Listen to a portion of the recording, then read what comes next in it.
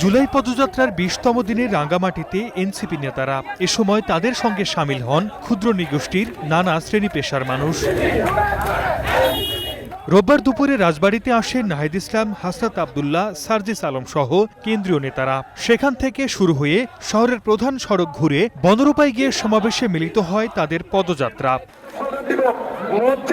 সমাবেশে এনসিপি নেতারা বলেন, রাজনীতিতে মতপার্থক্য থাকবে, তবে মঞ্চে আগুন, ব্যানার ছেড়া, নেতাকর্মীদের গায়ে হাত দেয়া কাম্য নয়। এটি ফ্যাসিবাদী চরিত্র।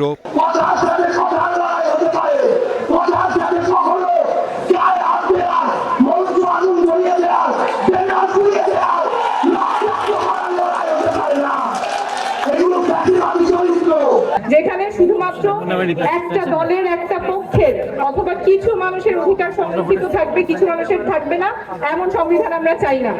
আমরা নতুন সংবিধান চাই যেখানে সকল মানুষের অধিকার সংরক্ষিত থাকবে। দেশের সব জনপদের মানুষকে নিয়ে ইনসাফপূর্ণ রাষ্ট্র ও সমাজ গড়ার প্রত্যয়ের কথা জানান হাসনাত আবদুল্লাহ। আমরা আমাদের জীবন দিয়ে চেষ্টা করব আমরা ভুল ভ্রান্তির ঊর্ধ্বে উঠে যেন ইনসাফপূর্ণ একটা রাষ্ট্র ব্যবস্থা এবং সমাজ ব্যবস্থা গড়ে তুলতে পারি, যেখানে বিভিন্ন জাতিগোষ্ঠী, বিভিন্ন ধর্ম, বিভিন্ন ভাষার মানুষের সমান অধিকার প্রতিষ্ঠিত হয়। মুজিববাদী সংবিধানে বাঙালি জাতীয়তাবাদের নামে পাহাড়ের অবাঙালি জনগোষ্ঠীর সঙ্গে বিভেদ তৈরি করা হয়েছে উল্লেখ করে নাহিদ ইসলাম বলেন, সব জনগোষ্ঠীকে সমান মর্যাদা দিতে একটি নতুন সংবিধান তৈরি করতে হবে। পার্বত্য চট্টগ্রামে নানা বিভাজন, নানা অশান্তি জিয়ে রেখে অন্য একটি পক্ষ বারবার সুবিধা নেওয়ার চেষ্টা করে।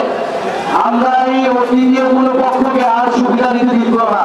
এর আগে চট্টগ্রাম নগরীর হোটেল সৈকতে জুলাই আন্দোলনের শহীদ পরিবারের সঙ্গে কথা বলেন নাহিদ ইসলাম। প্রশাসনের নানা পর্যায়ে ফ্যাসিবাদের দোসররা থাকায় শহীদ ও তাদের পরিবার উপযুক্ত সম্মান পাচ্ছে না বলেও অভিযোগ তার।